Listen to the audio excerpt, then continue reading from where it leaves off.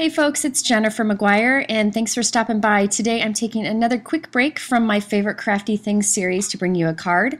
In this card I will show you how to create some masked embossed stripes for a fun background, and also some tips for creating shaker cards. I found some things that really make a big difference with shaker cards, and I thought I'd share them with you here today.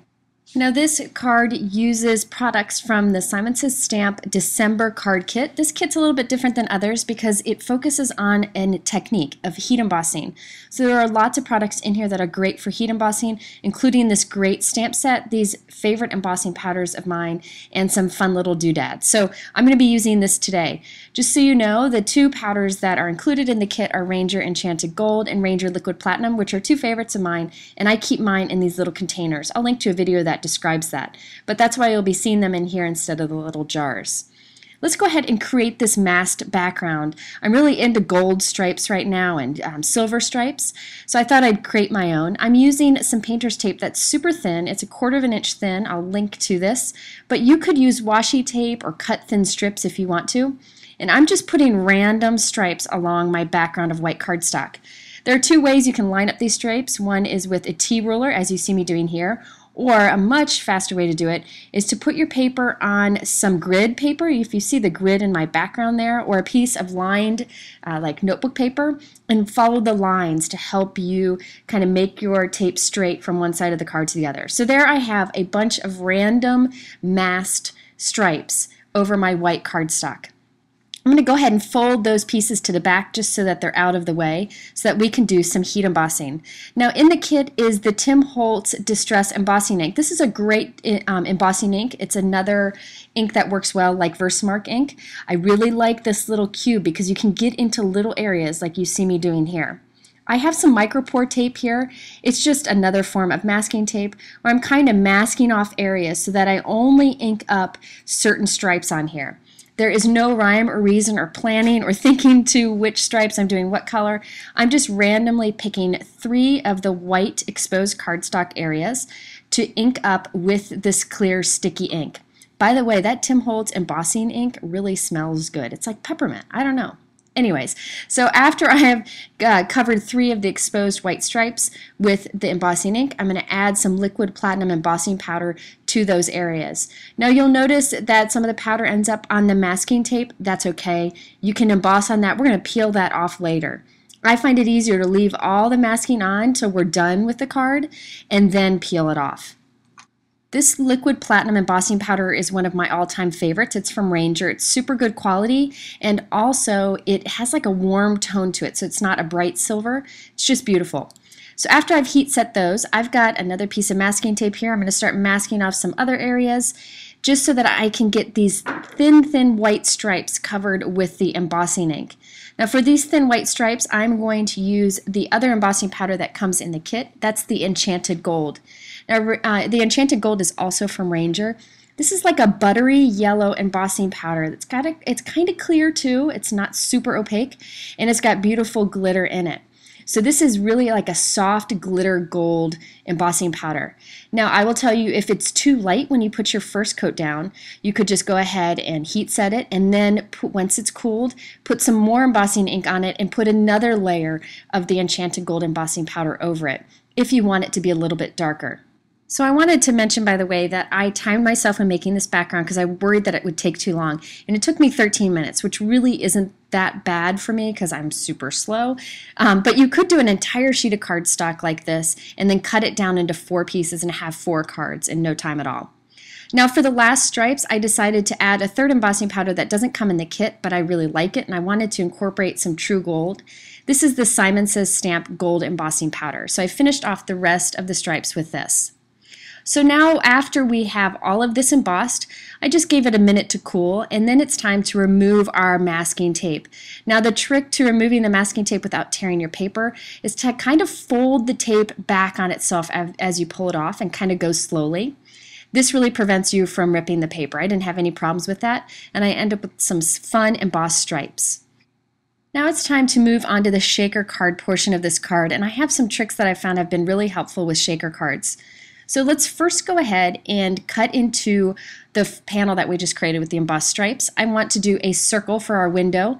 I just grabbed a set of circle stacks. These have a pierced edge to it, that little fine detail. You don't really need that. This is just what I grabbed. Any circle would work. And I'm going to go ahead and place this towards the top center of my embossed stripe piece and run it through my die cut machine. So after I've done this, I end up with a panel with a window and an extra circle, which I can save for a future card. Okay, so here is the circle die that I used for that window. I'm taking a circle die from that same set that is one size bigger, and I'm going to use that to cut through a piece of white foam.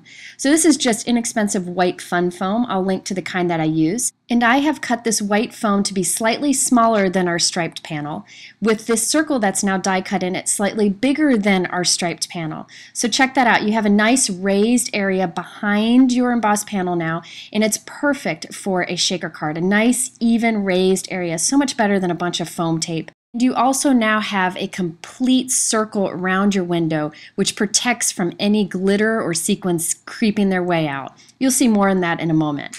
I've cut just some scrap transparency from some packaging. I'm going to go ahead and stamp on that with white StazOn ink and the sentiment from this December card kit. I really love this sentiment. Now we need to add this to the back of our panel here. This is our shaker window. So I'm putting some strong adhesive all around the window here. This is the Tombow Extreme adhesive.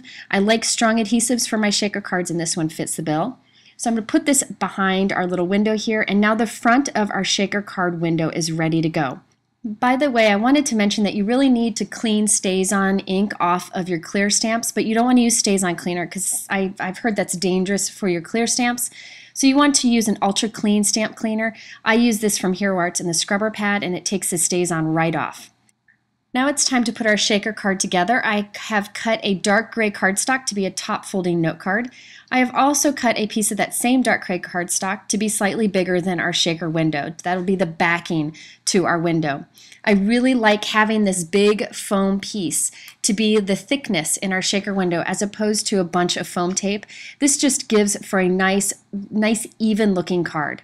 So I've covered that with some strong adhesive, the foam with some strong adhesive, and put the backing onto it. So that's what you see when you look through our shaker card window. Now, one of the things that has always bothered me about shaker cards, this is silly, but it's always bothered me that when you stand the card up, all the goodie shakers fall to the bottom of the shaker card window. Well, this is my little trick for that. I glue a few of them inside of the window in places where I really want them to be. So this may seem silly, but there are a few reasons I do this. I think it looks better when the card's standing up, and also some of the sequins will get kind of caught up on these that are glued up high, so there'll be more showing and kind of more moving around when you shake it. So I really think it makes a big difference. I just use my strong multi-medium to glue it inside that shaker panel, and then I just let it dry. I find this makes a really big difference in the final results of my shaker cards. Okay, so now I'm just going to take some random sequins here. These are all from the card kit. Throw them in there, and then I have found these, like the star glitter that I've had for ages, and I added some of that inside the window too. I don't like to put too much in there, just a little bit. So now I'm putting some tape on the back of our striped panel that we created all around it so that the seals shut nicely, and I'm putting that on top of the foam that we cut. So now we have a shaker card where it's nice and even all throughout because we use foam, that white fun foam that we cut perfectly inside of our shaker card as opposed to just a bunch of pieces of cut foam tape. It really makes a big difference on the final card. And that foam, that white fun foam, is so inexpensive, so it's perfect for this. So now I'm just gluing this onto the front of our note card and we're good to go. By the way, you can get white fun foam that has adhesive on one side, but I find that that's sometimes tricky to die cut. It just depends, but you could try that also. Now check it out. Some of those sequins kind of stay in control because we've glued them in place. I really think it adds a lot to a shaker card window. So there you have a way to create an embossed striped background and some tips for making your shaker cards really shine.